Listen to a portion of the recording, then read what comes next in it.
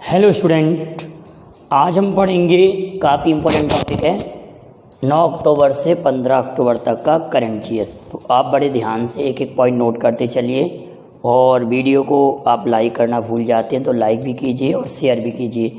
एक एक पॉइंट को बड़े ध्यान से नोट करिए तो काफ़ी इम्पोर्टेंट फैक्ट हैं, ध्यान से समझते हैं। पहला पॉइंट है विश्व डाक दिवस। विश्व डाक दिवस इंटरनेशनल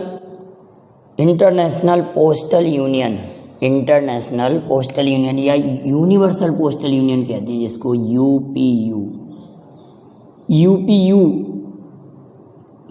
का हेडक्वार्टर कहाँ पर है? वर्ण, क्योंकि यूपीयू की स्थापना हुई थी 9 अक्टूबर को।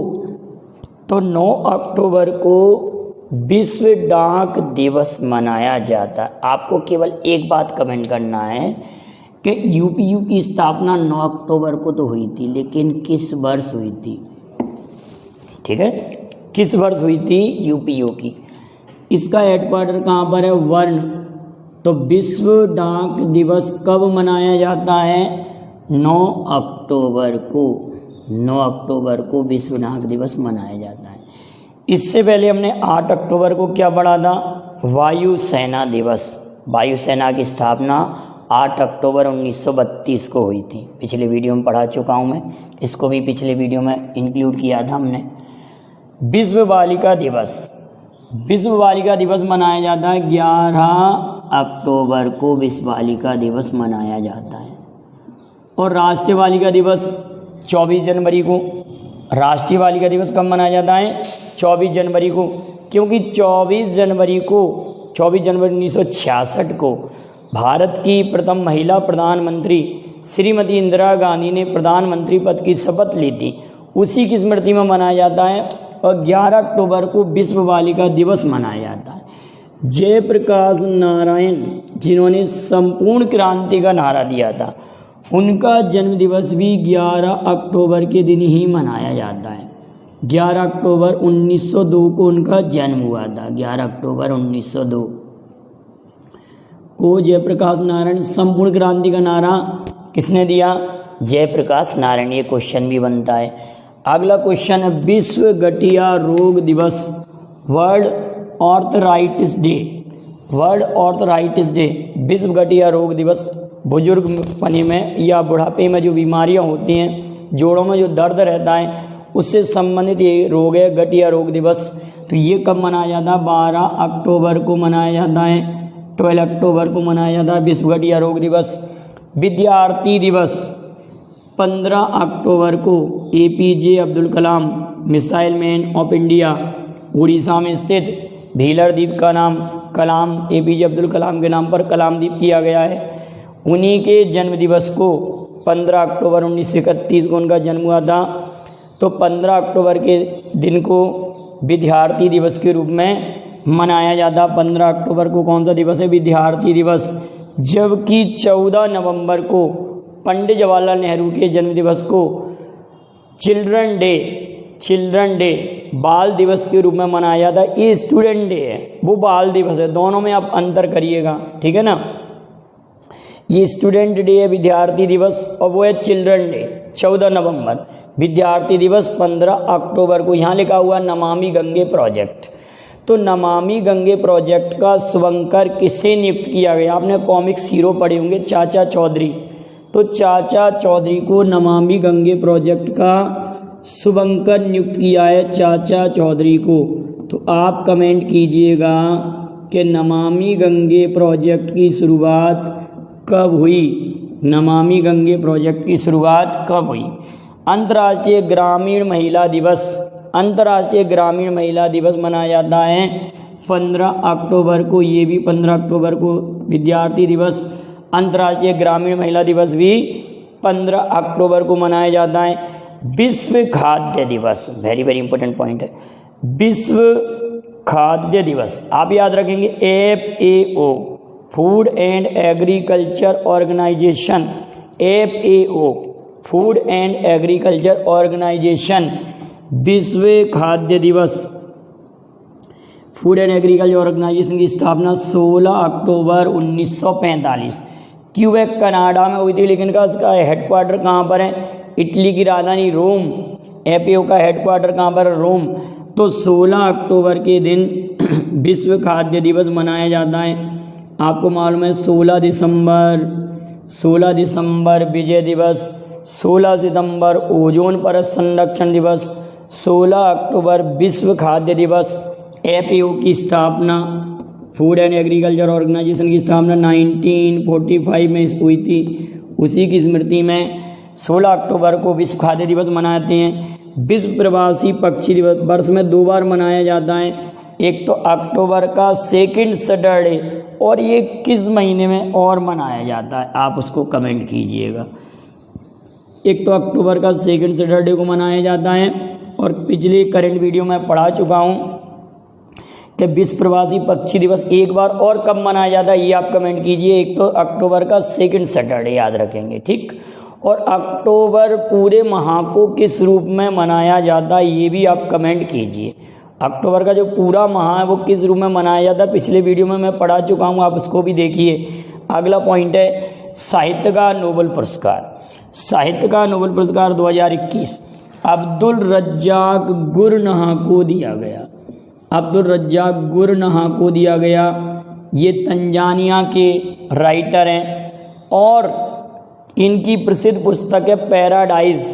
पैराडाइज के लिए इनको मिला है। शरणार्थियों की समस्या को उजागर करने के लिए पुरस्कार दिया गया है। तो कमेंट आप करेंगे कि 2020 का किसे दिया गया, और 2019 में किसी को दिया गया था कि नहीं दिया गया था, दिया नहीं गया तो क्यों नहीं दिया गया, और 2019 की घोषणा बाद में हुई तो किसे दिया गया, पिछली वीडियो में हमने इसकी बात की थी।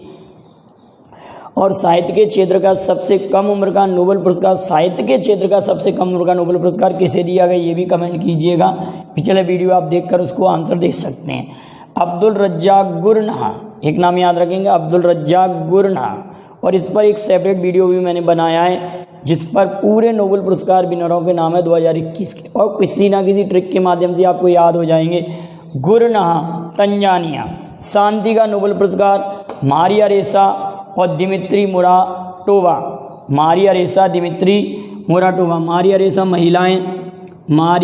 महिलाएं, और ये फिलीपींस के हैं, एशिया महाद्वीप की हैं, और ये रूस के हैं। इनका प्रसिद्ध जो अखबार है रेपलर है, रेपलर की संस्थापक हैं, और नोवाजा गजेटा के संस्थापक हैं। नोवाजा गजेटा का नाम इनसे जुड़ा हुआ है, और रेपलर का नाम इनसे जुड़ा हुआ है। ये फिलीपींस के हैं और ये रूस के हैं। तो शांति का नोबेल पुरस्कार 2021 किसे दिया गया? मारिया रेसा, दिमित्री मुराटोवा। 2020 का वर्ल्ड फूड प्रोग्राम को दिया गया था, जिसकी स्थापना 1961 में हुई थी।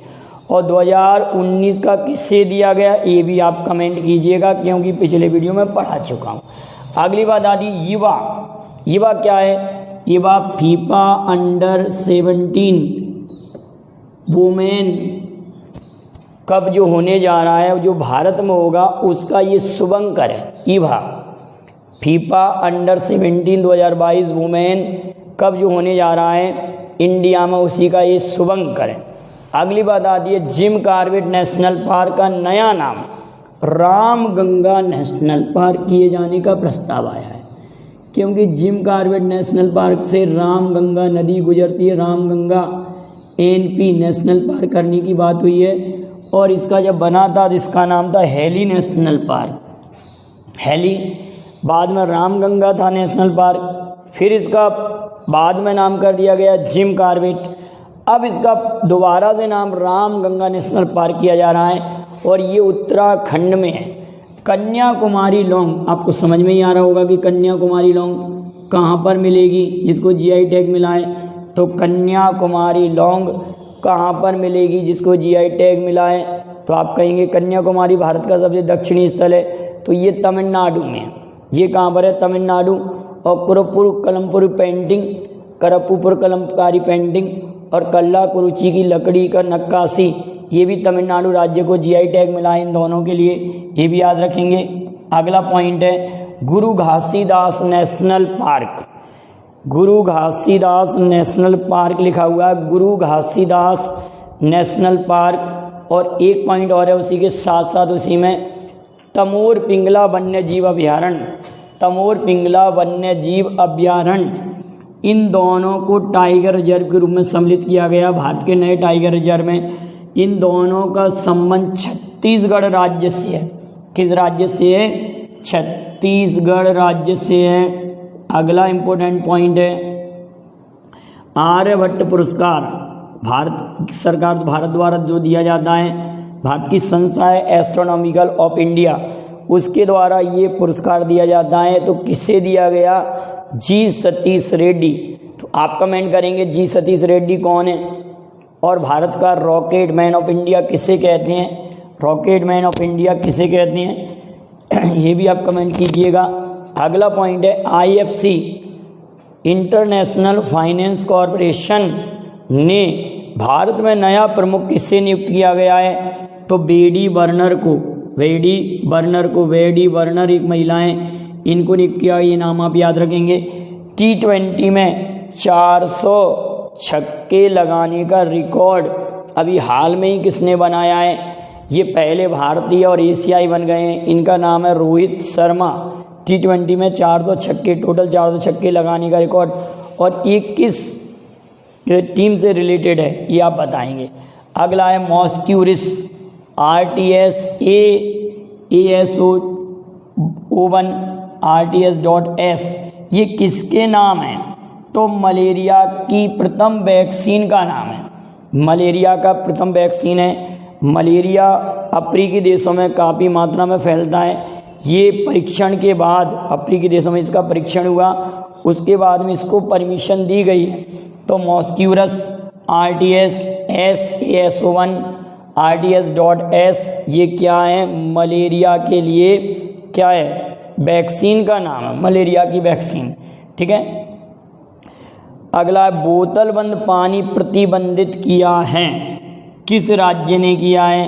तो ये वही राज्य है जिसको एक साइड सिक्किम राज्य है। तो सिक्किम राज्य को एक साइड नेपाल, एक तरफ भूटान और एक तरफ चाइना बॉर्डर छूता है। तो सिक्किम राज्य ने इसको प्रतिबंधित किया है क्योंकि वहाँ पे पहाड़ी क्षेत्रों में कई प्रकार की प्रॉब्लम हो रही है। बोतल बंद जो बोतलें जो वेस्टेज के रूप में बच जाती हैं, नदी नाले चौक हो रहे हैं, इसलिए इसको बंद कर दिया गया वहाँ पर। मतलब किसी को अगर पानी भी चाहिए तो अपने बोतल वगैरह कुछ भी ले जाएगा, उसमें ले सकता है, लेकिन बोतल बंद पानी को प्रतिबंधित यहाँ कर दिया गया। सिक्किम राज्य पहला राज्य बना ये भारत का। हैंडले पासपोर्ट इंडेक्स में आपको मालूम है हमेशा से सिंगापुर और जापान टॉप पर रहते हैं। इस बार भारत की रैंकिंग इसमें 90 भारत की रैंकिंग 90 है, आप याद रखेंगे। और इंडेक्स पर आधारित मैंने एक वीडियो और सेपरेट बनाया, आप उसको भी देखिए। उसमें 8-10 इंडेक्स आपको याद कराएं किसी ना किसी ट्रिक के माध्यम से। तो हैंडले पासपोर्ट इंडेक्स में भारत की रैंकिंग 90 है। और अभी इससे पहले वर्ल्ड इनोवेशन इंडेक्स में भारत की रैंक 46 भी है। ओलंपिक में भारत की रैंक 48, पैरा ओलंपिक में 24। तो ऐसे ही आप रिलेटेड करके याद करेंगे तो डेफिनेटली आपको याद हो जाएगा। हैंडले पासपोर्ट में भारत की रैंकिंग 90। तो जितने भी कमेंट में क्वेश्चन पूछे गए आप उनके आंसर दीजिएगा। वीडियो पसंद आए लाइक शेयर जरूर करेंगे। Thank you very much. जय हिंद, जय भारत। आप इसका स्क्रीनशॉट ले सकते हैं।